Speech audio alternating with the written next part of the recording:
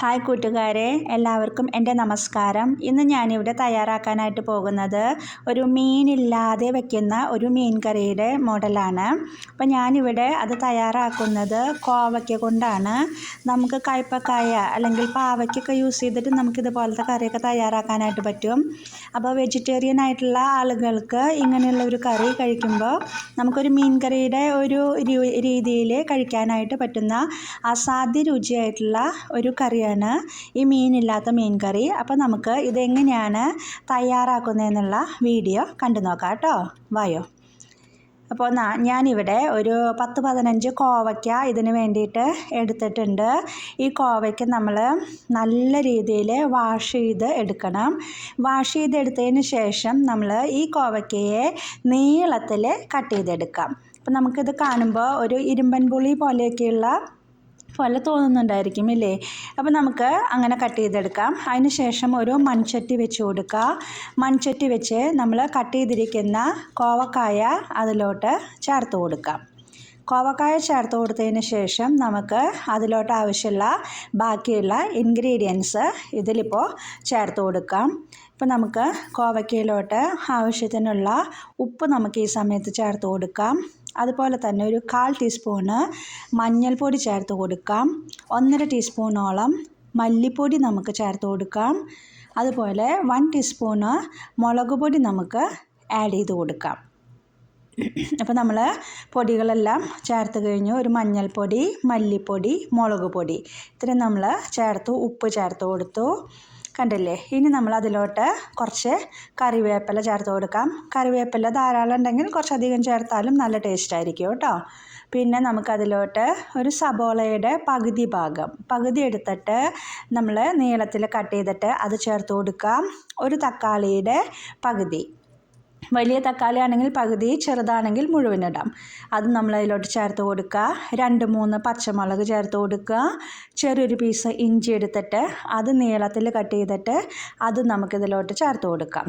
ഇതെല്ലാം ചേർത്ത് കൊടുത്തതിന് ശേഷം നമ്മളതിനെ നല്ലവണ്ണം ഇളക്കി യോജിപ്പിക്കുക.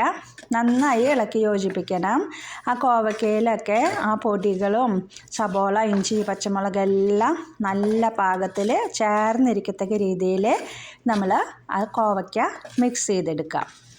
കണ്ടില്ലേ? ഇപ്പം നമ്മുടെ കോവയ്ക്ക മിക്സിങ് പ്രോപ്പറായിട്ട് വന്നിട്ടുണ്ട്. കണ്ടോ? ഇതേ രീതിയിൽ നിങ്ങൾ കോവയ്ക്കയെ മിക്സ് ചെയ്തെടുക്കുക കേട്ടോ.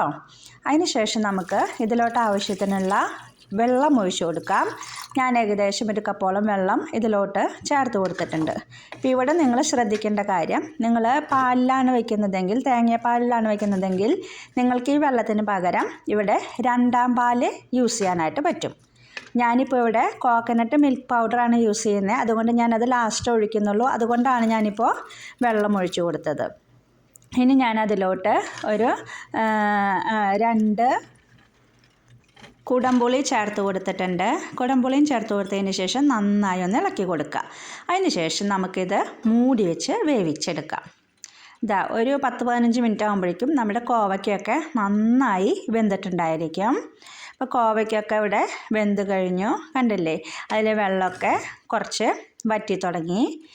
ഒരു കട്ടിയുള്ള ഒരു ഗ്രേവി പോലെ ആയി തുടങ്ങിയിട്ടുണ്ട്. കണ്ടില്ലേ? നമ്മുടെ കോവയ്ക്കൊക്കെ നന്നായി വന്നിട്ടുണ്ട്. ഇനി നമുക്കിതിലോട്ട് കോക്കനട്ട് മിൽക്ക് പൗഡർ യൂസ് ചെയ്യാം. നിങ്ങളോട് ഞാൻ നേരത്തെ പറഞ്ഞതുപോലെ തന്നെ നാളികേരമുണ്ടെങ്കിൽ 1ാം പാല് യൂസ് ചെയ്തിട്ട് 2ാം പാല് യൂസ് ചെയ്തതിന് ശേഷം കറി വേവിക്കുക. അതിന് ശേഷം നമുക്ക് 1ാം പാല് ഈ സമയത്ത് യൂസ് ചെയ്യാം. അത് കഴിഞ്ഞ് നിങ്ങൾ വേവിക്കാൻ പാടില്ല. അത് നിങ്ങൾ ചട്ടി വേറെ മാറ്റി വയ്ക്കണം, അല്ലെങ്കിൽ പാല് പിരിഞ്ഞു പോകും. അതിന് ശേഷം വേറൊരു പാൻ വെച്ച് കൊടുത്തു. അതിലോട്ട് വെളിച്ചെണ്ണ ഒഴിച്ച് കൊടുത്തതിന് ശേഷം ഞാൻ ഉള്ളി കട്ട് ചെയ്തത് ചേർത്ത് കൊടുത്തിട്ടുണ്ട്. ഉള്ളി ചേർത്ത് ഉള്ളിയും കറിവേപ്പിലയും ചേർത്ത് നന്നായി ഒന്ന് ഇളക്കി ഒരു ഗോൾഡൻ നിറത്തിൽ നന്നായി മൂത്ത് വരുന്ന രീതിയിൽ നമുക്കതിനെ ഇളക്കിയെടുക്കാം. അതെല്ലാം ഇളക്കി കഴിഞ്ഞതിന് ശേഷം നമുക്ക് അതിലോട്ട് ചെറിയൊരു ടിപ്പ്, നമ്മൾ സാധാരണ എല്ലാവരും ചെയ്യുന്നതാണ്, ഒരു കുറച്ചൊരു മുളക് പൊടി നമ്മളതിലോട്ട് ചേർത്ത് കൊടുക്കുക. ആ മുളക് മുരിഞ്ഞത് നമ്മൾ കറിയിലോട്ട് ഒഴിക്കുമ്പോൾ ആ കറിയുടെ മുകളിലോട്ട് ആ മുളകിൻ്റെ പൊടിയെല്ലാം അങ്ങനെ പാകി നിൽക്കുന്ന കാണുമ്പോൾ നല്ല രസമായിരിക്കും കറി കാണാനായിട്ട്.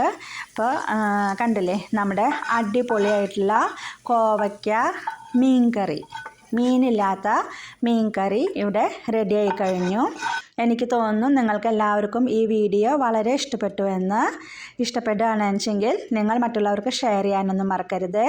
അപ്പം നമുക്ക് അടുത്ത അടിപൊളിയായിട്ടുള്ള മറ്റൊരു വീഡിയോ ആയിട്ട് വീണ്ടും വരാം. അതുവരേക്കും നന്ദി, നമസ്കാരം. Okay, bye.